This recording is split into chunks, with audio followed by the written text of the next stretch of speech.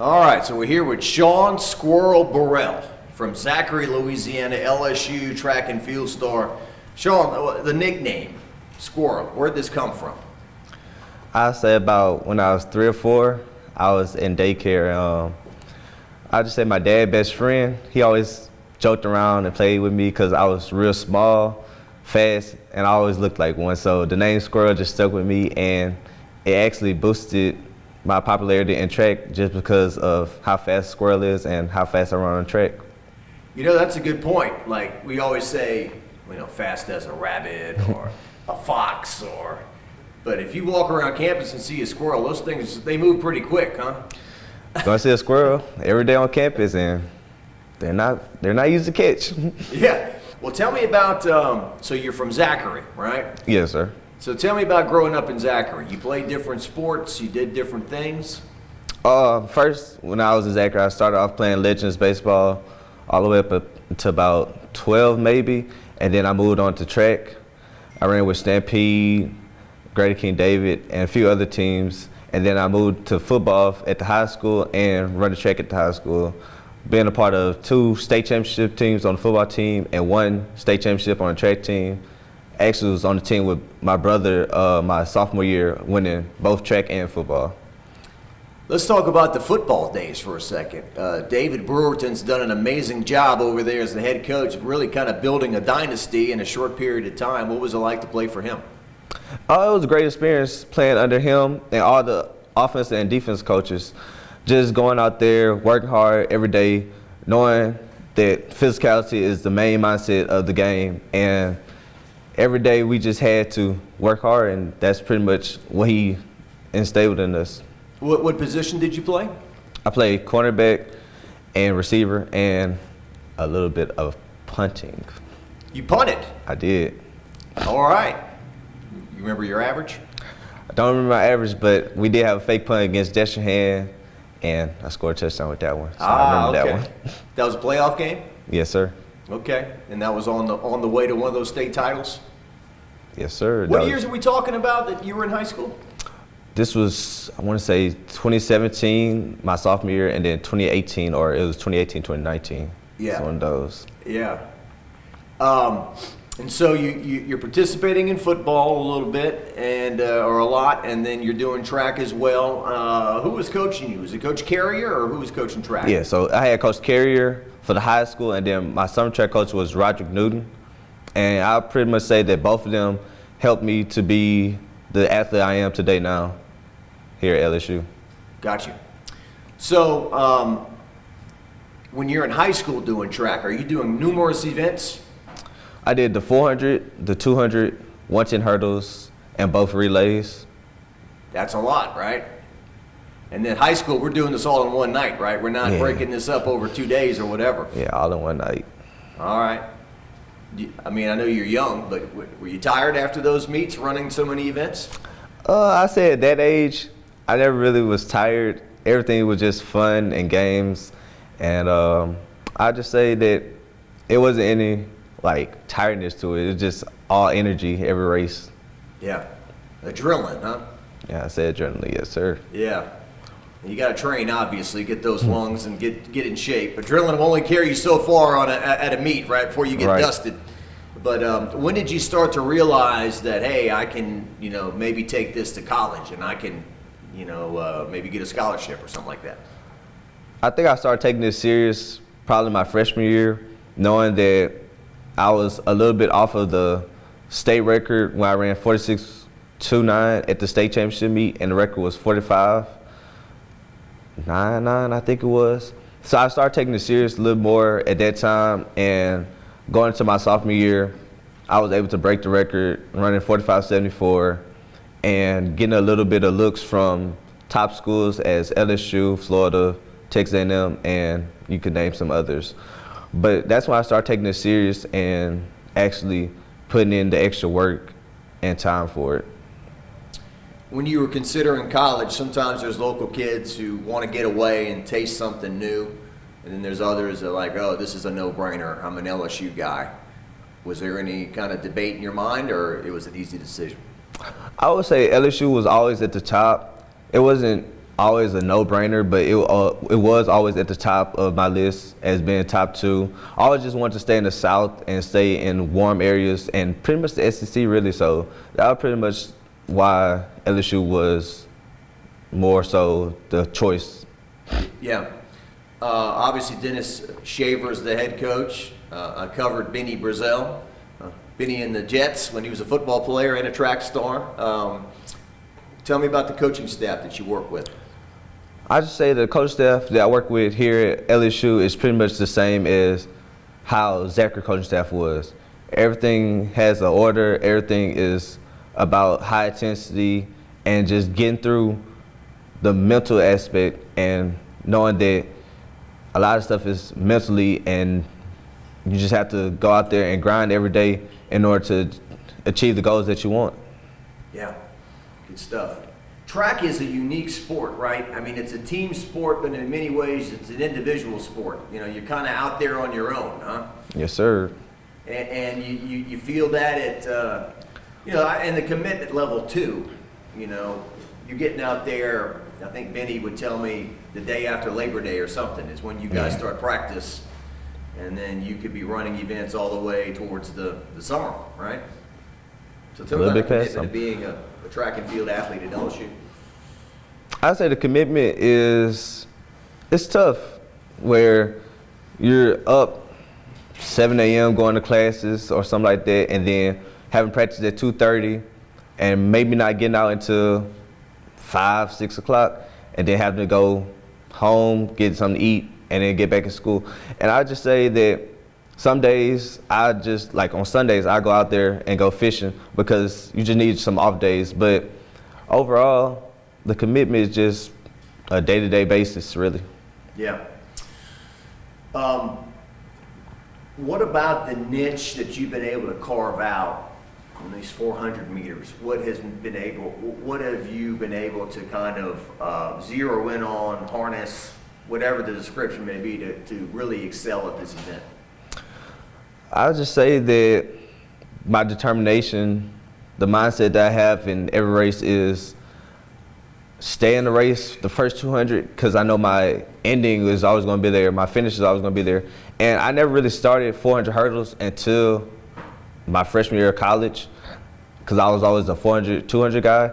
And I just say that you have to manage how you eat and just how you train, because you don't want to wear out too early in the season and you want to peak at the right time.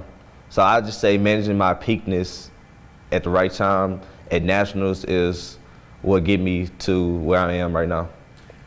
400 would not be considered a distance race for a sprinter, but when you make it 400 hurdles, describe how much of a difference that is in terms of how much stamina it takes to make it through that. So I always said that the 400 is the hardest race, and I still think the 400 is harder than the 400 hurdles, in my opinion. But when it comes to 400 hurdles, it's more so keeping the same rhythm of either 13 or 15 steps. I'm a 14-step guy, so I always have to alternate my legs. But I would just say keeping the rhythm so you don't have to stutter at the hurdle, because stuttering at the hurdle will slow you down, and when you have to try to pick up your speed, just using so much more energy. So it's 14 steps in the air, 14 steps in the air. Yes, sir. Yeah. I've joked with some track athletes, and we've joked back about, do you have to kind of have a screw loose to be a hurdler? That's what a lot of people say. You have to be a little insane to do hurdles. And I'd probably say I am, because as a young age, I used to do the pentathlon that consists of 5 events, with also doing my main events of the 400, 200, and hurdles. So sometimes I'll be competing in 9 events without 3 days. And I mean, you just have to go out there and have fun, knowing that you got to enjoy the pain. Yeah. It's like, you want me to run fast and jump over stuff? Run fast, turn left, jump over hurdle. So being a 2-time national champion, so you've done this in the outdoor 2 years in a row. Is it kind of, you're going for a bit of a dynasty? You going for 3 in a row? Well, I'm going for 3 in a row, but main focus is going out there and putting my name in the history book. So I really want to get the national record for the 400 hurdles, which is 47.02, set in 2018. and I really want to go get that record before I do anything else. So that's just my main goal, and I'm just here to graduate, so why not go for the records? So this 47.02, we'll have to wait for the outdoor season? Yes, sir. For that to take place? So what are you accomplishing right now in the indoor season? Indoor season, I'm running the 400 and the 4x4, and eventually, hopefully, try to win a national championship in both the 400 and 4x4 to help my team win a national title. What's your classification this year? Junior. Okay. Could this possibly be your last year? It just depends on how the season go. I really don't determine what's my last season at the beginning. I really just wait until how nationals goes and see how my times are throughout the trials and world team, and that's how we'll determine if I go pro or not. Yeah. And your sport is a little unique too in terms of practice, where the guys and the girls are both out there practicing and kind of supporting one another, right? I mean, is it, you're on your own, you're competing against men, they're competing against women, but there does seem to be this camaraderie between the two sides when you guys are out there working hard every day. Yes, sir. So girls go at 1:45 and we start at 2:30, but we get out there around, I say 2 o'clock to start stretching right before we start practicing. So whenever they're doing a workout, we always try to motivate them to go a little extra harder, and then they'll do the same for us as we're doing our workout. They'll be finishing up, and they'll always be motivating us, because at the end of the day, even though it's an individual, everybody needs a little support and uplift. So I just say, with everybody cheering on each other, it'll make it easier for the reps, and then that'll transfer over to the track meets. Everybody's cheering for you in that race that you're in. Well, let's just talk about the men's side. Who are some other teammates that you're looking forward to having big years with? I would just start off with my 4x4 team. We have Dorian Campbell, Aaron Smith, Ashton Hicks, and me, myself. And then we'll go on to my sprint guys. I just mentioned Dorian, he's a 10-1 guy. DeMarcus, he's a 10-1 guy in the 100. Gosson Brume, he's a 10-1 guy in the 100. So I say our 4x1 team is pretty stacked, and then we brought in a transfer named Mayo and a freshman named Matthew, and they're both doing phenomenal jobs. They're ranked top 10 in the 60 hurdles. And I'll just say we also brought in a transfer, Brandon Hickland, in the long jump, and he's top 5 in the long jump. So we have some decent members on the team that can help us win the national championship, and if everybody compete at the best of their ability, I believe that we can win nationals. Awesome. Do you always wear the hat? How often do you wear the hat? I wear hats pretty much every day, whether it's a cowboy hat, a trucker hat, or a fitted. I like hats, and it's just my style. Whenever I travel or whenever I just ride around, I like to wear a hat. And it pretty much started with fishing, trying to keep the sun out of my face, so I just always had a hat on. Are you a cowboy? I wouldn't say I'm a cowboy. I'm just a country guy that lives in Slaughter, really. Got, I think, 8 acres of land. I like to fish a lot, so it's just different styles that I like to wear. So is that where you grew up, on 8 acres of land in Slaughter? I grew up on 2.5 acres in Slaughter, and then we just recently moved, I want to say about 3 years ago, to 8 acres. Okay. So do you ride horses? I don't. You ride horses? I would want to start learning to ride horses pretty much, but I just never had the time, really. Yeah. So on this 8 acres of land, are there animals? Is it just, how would you describe it? Pretty much every night you'll see at least 8 to 10 deer. We have a 2.5 acre pond out there stocked with bass, brim, sac-lay that I want to get out the pond. But you just have, and then my neighbors, they have a bunch of chickens. They have cows all on the side of the house. Some get out and come in our yard. But it's just a peaceful area out there that I get to enjoy my time. Good deal. So you like to fish? Yes, sir. Is that your quiet time? You fish alone, or you go with a buddy, or what do you do? It doesn't even matter. It's just my getaway from track, school. So I go with my family. One of my teammates, which is actually my roommate, he's from North Carolina, and he's big on fishing too. So we actually go fishing whenever we have free time. over spring break, me and him actually planned a charter trip out there in Miami to go get a bucket fish, peacock bass, and tarpon. So hopefully we go out there and catch some fish.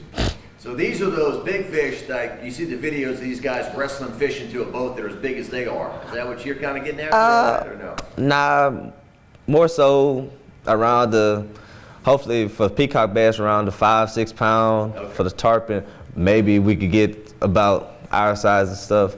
But overall, it's just really just going out there, having quality time, fishing, and just relaxing my mind, really. Yeah, the crystal clear blue water, right? Sunshine and everything. Well, talk to me about NIL, because and how did it make you feel that Gordon and everybody made a commitment to a track athlete? So I say with Gordon, this is pretty much my first NIL, and I actually really enjoy making content with it. I would pretty much say that they brought me into it as like a family, and I actually enjoyed how we worked together, making video, making reels, or taking pictures. And I'll just say that it's been a blessing, really. Yeah. What's it like when you're driving down the road in traffic and you see yourself on a huge billboard? I say it was a dream come true, having all my family, friends calling, texting me saying, I seen you on the billboard, I seen you. And actually driving past it myself, it was just saying that I accomplished many goals, and that working with Gordon it's just been a fun experience, I guess I'd say. Yeah. And as far as being able to earn money and use that money for whatever you want to in your life, how has that been a positive impact? It's been good. Been able to get more gifts for my family, a lot of fishing gear, of course, and just being able to actually learn how to manage and save money, seeing that I bring in some types, and just blessing each and everybody, really. Yeah. So you fish, but do you hunt? I want to get more into hunting. I really don't hunt. Like, I do a little hog hunting with my dad's friend, but I really wouldn't like do too much hunting, so I really want to get into it more. Yeah. Those pretty deer that come up on your land, you want them to still be there, right? You might scare them away if you fire a shotgun. They may not come back. All right. Well, is there anything else you want to add, or? Get Gordon, get it done. Squirrel World. Just have fun with whatever you do. Squirrel Run, is that a thing? Squirrel World, yeah. So Squirrel World, okay. That's pretty much just my little slogan for track. I just say Squirrel World, follow the tour of my track meets, and that's pretty much how I live. All right, and go Tigers. Go Tiger, LSU, baby.